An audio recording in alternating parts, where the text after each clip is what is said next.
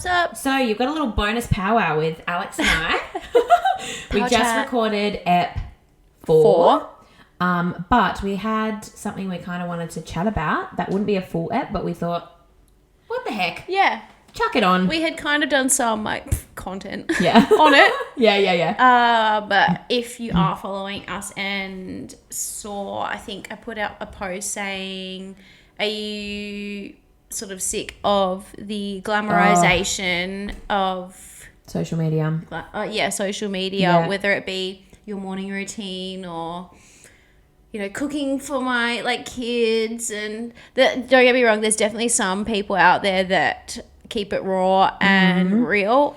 Ames, do you know who she is? I don't know who that is, but I was thinking She keeps it real. Indy Clinton. Have you seen her? No. She posts tons of TikToks of her and her kids just being absolutely chaotic.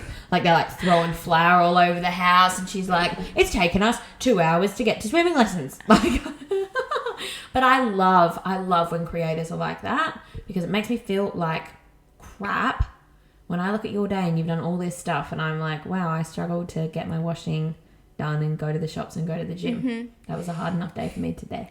You know what I kind of feel about, and I will wholeheartedly put my hand up and say I'm definitely not a victim, but I definitely enjoy making things look aesthetic when I put up photos. Mm-hmm.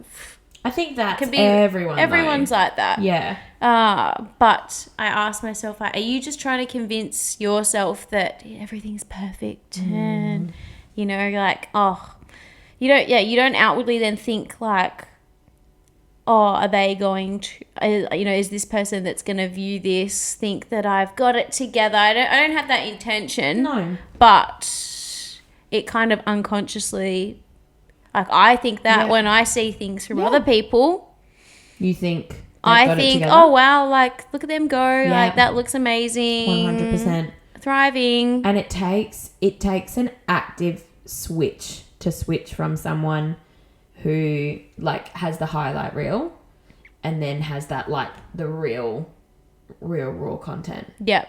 Yeah. And even I would say my Loving Body page, because I have 2 Instagrams, my personal page is definitely a highlight reel, because it just has all the people from that I went to school with and my friends and stuff like that. But then my Loving Body page, even still, I sometimes when I'm posting a reel, I'm like, oh, is that really a real representation of what happened or how I was feeling at the time? I actively have to think about that. Yeah.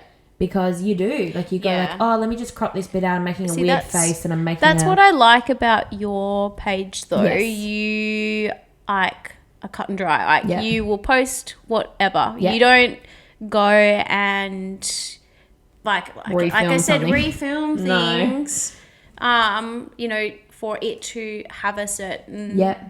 Aesthetic. No. People follow you for your messages. Yes, absolutely. And I would say in the start, I probably did a bit more of that, just because I was like, oh, I really care. That actually makes you pretty normal though. Yeah. In and terms then of I actively had to think, fitting in and stuff. Yes. And then I actively had to think,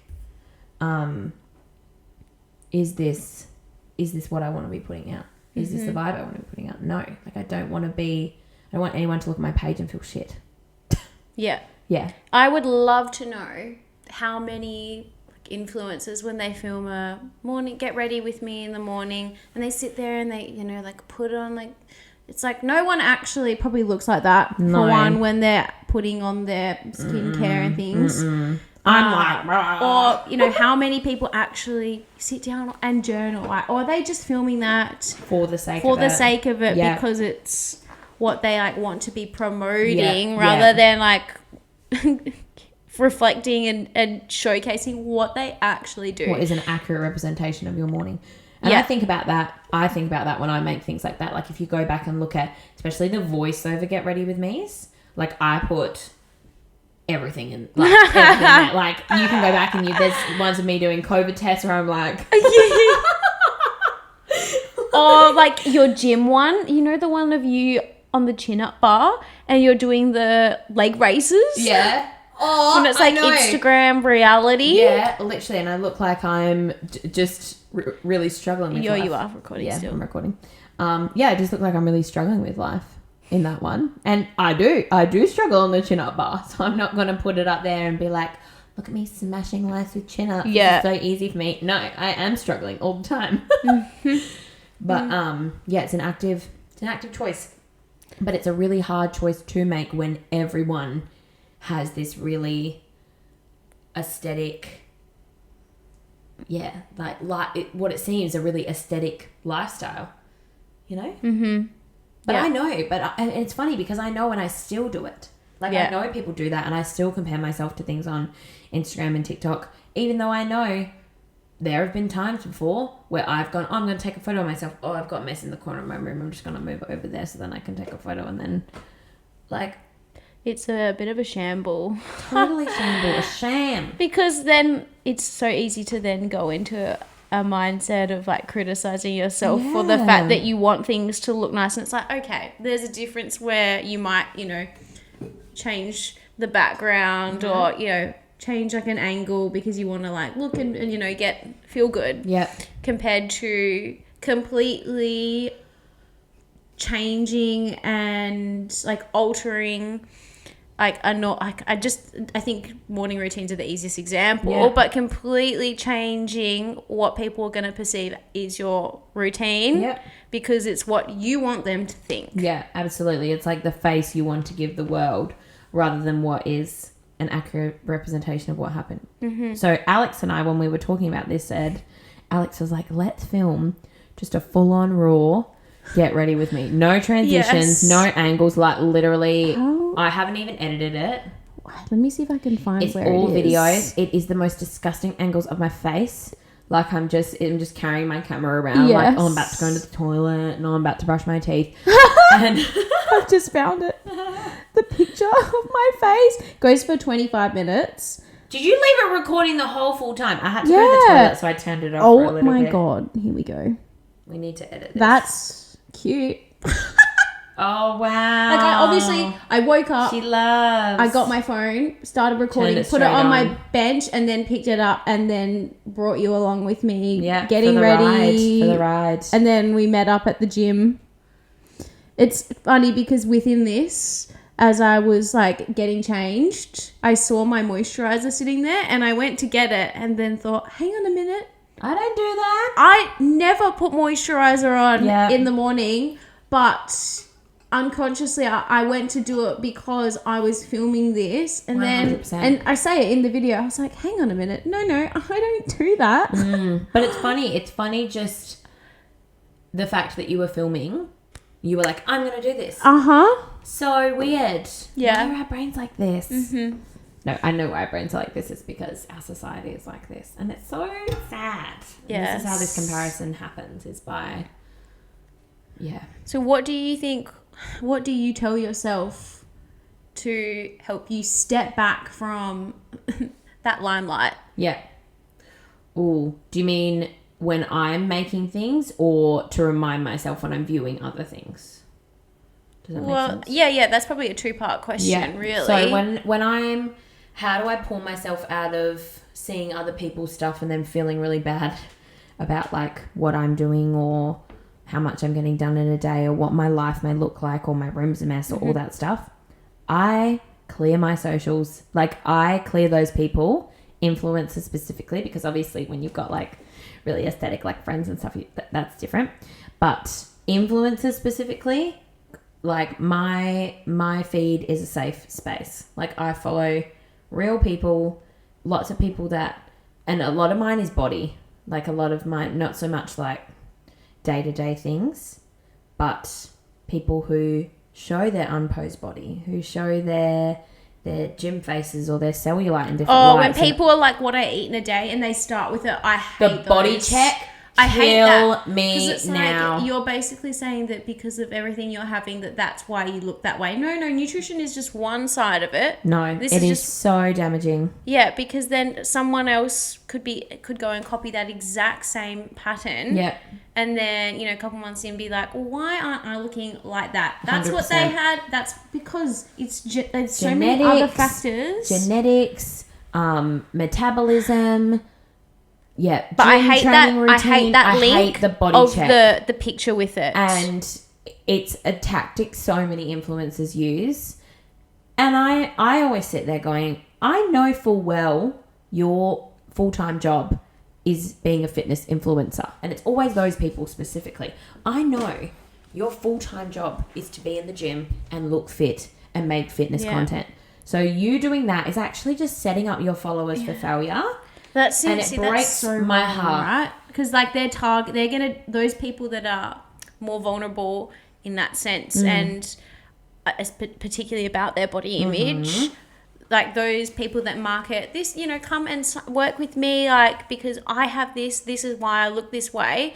I can help you do the same thing. You're targeting, like, that feels really inhumane to me. It feels very inhumane. And I always think of the example as one of our trainers at the gym, Kiz, Kiz if you're listening, she has, respectfully, the best She glutes. got booty. She's got the best booty I have ever seen in my entire life. And I have said to her, even me, I've said to her before, you should make a glute guide, like, of how you got your booty. She's like Tammy, the Tammy of... Yeah, literally. And she says to me, Grace, I wish, but it's all genetics. Yeah, she's like, I got it from my mama. I got it from my mama. So no, I could never do that because it's just what I was gifted. And I love that. I love that openly she says, even as a PT, as a trainer, someone in that space, she could say, do this and this and this. She goes, no, I was gifted with my beautiful booty. Yeah. So I definitely think that's something that needs to happen more, just like open dialogue. So yes, I will clear off my socials, clear those people off who make you feel like shit. Like, there are those people who every single time you see their content, you think, I feel crap about myself. Clear them off. It's not worth it. Follow more people like Amy. Follow more people like Indy, like people who are accurately representing. I follow also this girl Brie. I'm sure you've seen her. She pulls her Lenihan. I think so. Yeah. She pulls her shorts down and does posed pictures Real Me and Monday stuff. or something. Yes, Yeah. love her. It's people like that I really like to see. Just remind me that actually the influencers that I follow and really like are human, and they also have roles and will make weird faces and get pimples and they miss their alarms and they wake up late and they don't go to the gym and they had a bad morning and all of those things. Yeah. Like, to be reminded, these people are human as well, and it's normal to have things like that happen. Yeah. It's like social media is a place where it's like, it only showcases the good things. Yes. And it's so toxic. But there's just no neutrality with it, really. Yeah. So then no wonder there's such a rise in mental health. Absolutely. And stats. That statistic of how much you get exposed to on social media compared to before it was created, it's just crazy. The information overload. Yeah. It's just insane. So yeah, that's strategy number 1 for me. And strategy number 2, when I'm talking specifically about the content that I put out, because if you don't know, I also do kind of self-love, body positivity content, whatever. I am constantly asking myself with that filter of is this a really accurate representation of what happened on my run? Is this a really accurate representation of what happened in, and you'll see in my running vlogs, I'll show you my sweat patches. I'll usually try and put things like that in that, you'd probably in a regular setting try and hide. The more we normalize that, let alone to ourselves, but also to others, the easier it is just to be yep, cool. Absolutely. And rather than I see it as sometimes, are you trying to convince yourself that everything's perfect and and then guilty, that becomes guilty, guilty, sure. 100%. And then that becomes a bit of a control thing too. Not everything has to be perfect all the time. It's okay that I sweat and my fake tan comes off on my clothes and I don't know. So probably those. What about you? What are your tips? I would say definitely I will reduce my screen time. I will actively not go on it. Especially on a day where and I guess now just with more awareness, if I can tell I'm already feeling a bit off, I will even more so try and not go on my phone. Yes. Because it's a mean little machine. What's that analogy? Sorry, analogy's the wrong word. Metaphor? No. The bucket with the holes in it? Yes. Oh yeah, maybe it is metaphor. Yeah, that's the word. That's okay. Sorry, I recently found out I used the word analogy incorrectly. Liam told me off. Anyway, my metaphor is social media is essentially that bucket with the holes in it. You go and you pour into it, but it's just always filling out. It's a never ending like dopamine hit. Yeah. You go on and it's temporary, but then you're going to come back down. Yeah. So I will not go on it. Yeah. What else? Do you find that urge hard to fight on those days? Nah. To go and doom scroll? No. Because that's what I really struggle with. I don't find the urge is if I am firm and don't, then it's easier. Whereas if I have already started a little bit, then I can find myself. Yeah. You know, just picking up and looking, like, or if I go on a walk, like now, like from the start, I'll actively be like, no, phone away, and I might put headphones in, but not even be listening to anything. I sometimes just need that little like physical blockage. Yeah, I'm like that. Yeah. The sensory overload from all the wind laugh. So that's probably then probably make more of an effort to either do some other engagement for my mind, whether it be talking, going out, like talking with my doggy. Yeah. That's probably what I do. Yeah. Or like even if I've seen something like outwardly like on social media, I'll say, oh, that is just shocking. Like there's this one lady who does these cooking videos, and I don't know if she's actually taking the piss. And she doesn't bite into the food?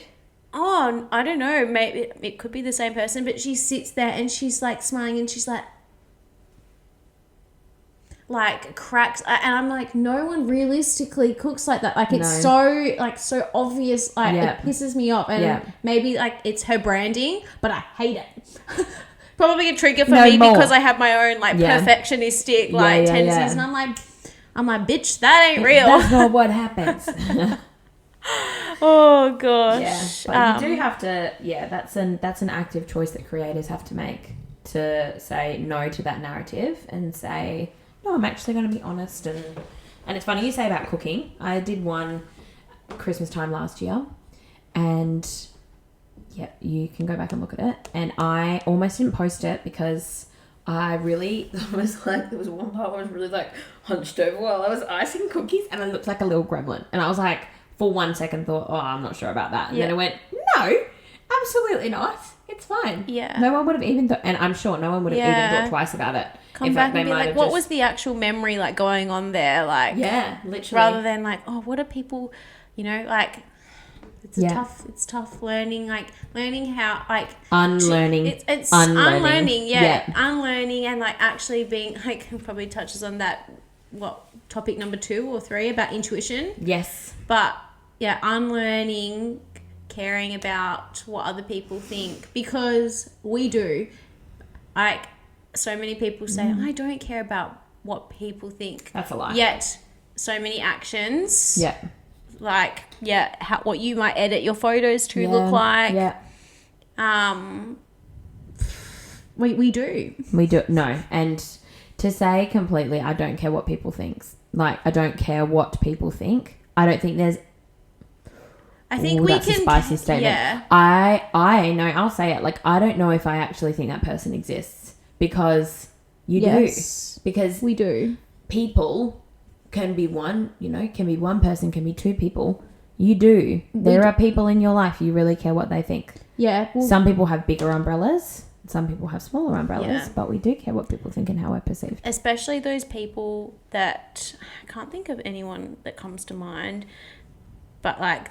that have maybe been through a hardship or, had a feud with someone, and they say, I don't care what people think now. Like Jojo Siwa. Oh, yeah. All right, there you go. There's an example. And she says, I've, like, so many people say nasty things about me and I don't care. You do. But you do, because, in my opinion, that's why now, like, because of that exposure, that's why she is so flamboyant and very, like, outward. And again, like, so you obviously have cared to an extent because it's motivated you to then be like this. Yeah, absolutely. And but it's okay to admit, like, it is like that again makes us so human to actually care. Yeah. I would rather care. I would rather care what people think about me than actually be like arrogant and. I agree. And just like, I don't care. I'm never going to be self-reflective. I'm never going to think about this or that. No, I'm not egocentric. I do care what people think. I do. It does. What people say does affect me. I'm okay to admit that. Like some settings, I care less. Because you have to. Like on my TikTok, oh my gosh, if I cared what every person on there that's so interesting. I remember looking through one of the first comments. gym challenges that you posted. I literally went, I remember I told you, I was like, don't do it. Yeah. And like I did. And I was like, damn, like I don't know how you like just live life and keep doing what I'm doing. Yeah. Isn't that crazy? Yeah. Like, because there's an element of vulnerability with doing that. It's, yeah, I think I've distanced myself from it a little bit. Like, they almost don't seem like people to me because I'm like, people don't act like that, you know? True. Whereas AI, yeah, there's bots. They're all bots. And I've kind of switched my thinking with that to like, oh, well, thanks for the engagement. Ha ha ha. Yeah, true. Thanks for the comment boosting my video. Ha ha ha. But when I did have an instance a few months ago when I was in a club and someone said something to me, like just a random guy said something like mean to me. Yeah. I think he said something about like my weight or something else. And then he was like, you don't belong here. Like had said something to me in a club. Bawled my eyes out. What the Bawled my eyes out. I was so upset and I had been drinking too. So like just felt it so much more. Yeah. But it's so funny. Like I have people say that kind of stuff to me every single day on the internet. But having someone say it to me hurt me so deeply. Like I cried. Yeah. So yeah, it's funny. It's just, it's funny. Yeah, because I guess like if someone says it on the internet, like they're obviously being a bit of a keyboard warrior, but in a way you can like channel that energy and be like, thanks man, like, and I've started replying to them. You're not even seeing them like face to face. Not to say that like I'm not invalidating that like what they're saying is not okay. Like, and people would check in me all with when that first big one, you know, when the first big one came out, I had people checking out with me like every day. They were like, are you okay? I'm fine. I just completely detached from it. But yes, hearing it said to you in person, so different. So yeah, I don't even know why I went on that route, but no, it's because still on that topic. Then when I like started to look through, I was like, oh my god, someone said that about me, and then I was like, damn, like. The fact that you get that probably way more, like, because... It's every day. Like, I get comments like that every single day. Yeah. It's just... Why are some people like this? Why? Yeah, what's happening in your life, friend, that you feel like you need to go and say that to other people? No, but it... And it's so funny because the words hurt me so much more when they're about other people. Like, if on the, say, the gym challenges one, and you said there were a couple about you, like, they didn't really even say much. No. I was just like... Yeah. It's like, come on. Blah, blah, blah. Yeah. And same thing, if I've ever had, like, a friend in the video and I get one comment that says, like, this, I'm like... Yeah. No, you don't say that about my friends. But me, I don't really care. I like your tactic of, like, kind of... bringing their negative like comment and like tagging it and then and making another video, make a thing about it and say thanks, like no. And I actually had one the other day. I just reposted another video of you and I when we did this one, like when I rode you when you were just like balled up and I was rowing you. Because someone had commented on the chin up one of where you were doing chin ups on my arm and said like, oh, the girl leaning on the wall isn't strong at all, like she's putting all the weight of that girl doing a chin up on her on the wall, that's why she's not really strong. And I went, shut up, what are you talking about? So I replied to that one and then put that one in and I was like, yeah, definitely the case, isn't it? Yeah, sorry, I'm piss weak. Like, and then the comments were full of women like, I love when a man gets told off. We need to do another gym challenge of you like pressing me or something. Yeah, literally, we've got to make some bulk content and we're coming out on GAB-fest Oh soon. my gosh, please, and like tag like we should all the negative comments. Stop. We should like